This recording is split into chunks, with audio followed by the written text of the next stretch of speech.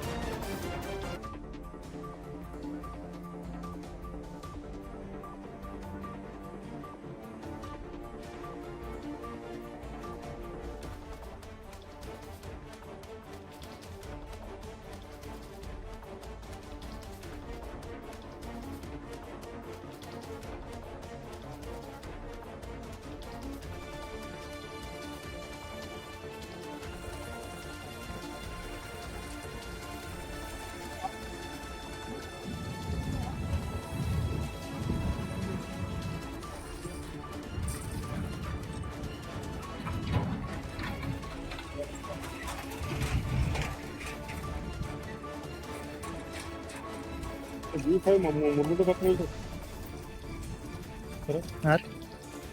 ಮುರುಗುಂಡು ಕತ್ತಲು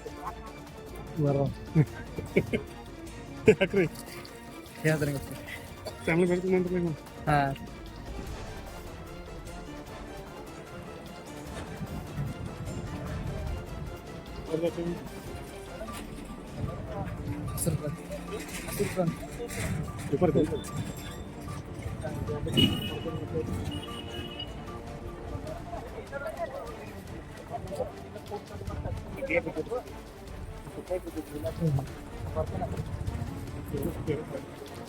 ఇక్కడ అతనే రోడ్ పంప్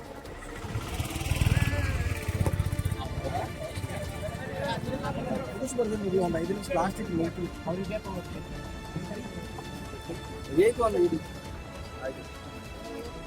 ಕ್ರಾಂತಿವೀರ ಸಂಗೊಳ್ಳಿ ರಾಯಣ್ಣವರಿಗೆ, ಕ್ರಾಂತಿವೀರ ಸಂಗೊಳ್ಳಿ ರಾಯಣ್ಣವರಿಗೆ, ಕ್ರಾಂತಿವೀರ ಸಂಗೊಳ್ಳಿ ರಾಯಣ್ಣವರಿಗೆ. ಸಂಗೊಳ್ಳಿ ರಾಯಣ್ಣ ಜ್ಯೋತಿ ನಾವು ಚಿಕ್ಕೋಡಿಯಿಂದ ಕಾಗವಾಡಕ್ಕೆ ಬರೋದು ಮಾಡ್ಕೊಂಡಿದ್ದೀವಿ. ಇನ್ನು ನೆಕ್ಸ್ಟ್ ಕಾಗವಾಡದಿಂದ ಅಥಣಿಗೆ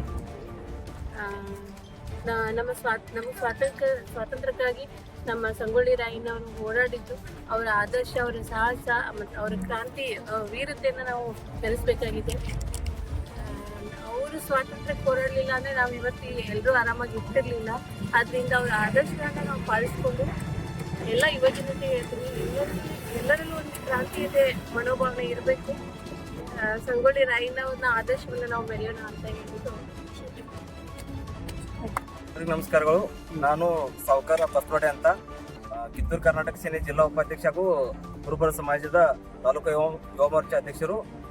ಇಂದು ಕಾಗವಾಡ ತಾಲೂಕು ಆಡಳಿತ, ಪೊಲೀಸ್ ಇಲಾಖೆ, ಆರೋಗ್ಯ ಇಲಾಖೆ ಹಾಗೂ PO ಹಾಗೂ ಇನ್ನುಳಿದ ಶಾಲಾ ಶಿಕ್ಷಕರು ಹಾಗೂ ಊರಿನ ಮುಖಂಡರು ಹಾಗೂ ಸಮಾಜದ ಬಾಂಧವರು ಎಲ್ಲರೂ ಕೂಡಿ ಸಂಗೊಳ್ಳಿ ರಾಯಣ್ಣ ಉತ್ಸವ ಜ್ಯೋತಿಯನ್ನು ಕಾಗವಾಡ ತಾಲೂಕಿನ ಹಾಗೂ ಕಾಗವಾಡ ಪಟ್ಟಣದಲ್ಲಿ ಅದ್ದೂರಿಯಾಗಿ ಸ್ವಾಗತ ಮಾಡಿಕೊಂಡು ಕಾಗವಾಡದ ಚೆನ್ನಮ್ಮ ವೃತ್ತದಲ್ಲಿ ಅದ್ದೂರಿಯಾಗಿ ಪೂಜೆ ಮಾಡಿ ಹಾಗೂ ಕಾಗವಾಡ ಪಟ್ಟಣದ ಅಂಬೇಡ್ಕರ್ ಸರ್ಕಲ್ ವರೆಗೆ ನಮ್ಮ ಎಲ್ಲರೂ ಕೂಡಿ ಮೆರವಣಿಗೆ ಮಾಡಿಕೊಂಡು ಈಗ ಮುಂದೆ ಸಂಗೊಳ್ಳಿ ರಾಯಣ್ಣ ಜ್ಯೋತಿಯು ಆತ್ಮೀಯ ತಾಲೂಕಿನ ಕಡೆಗೆ ನಡ್ಕೊಂಡು ಹೋಗುತ್ತದೆ ಎಂದು ಹೇಳುತ್ತೇವೆ.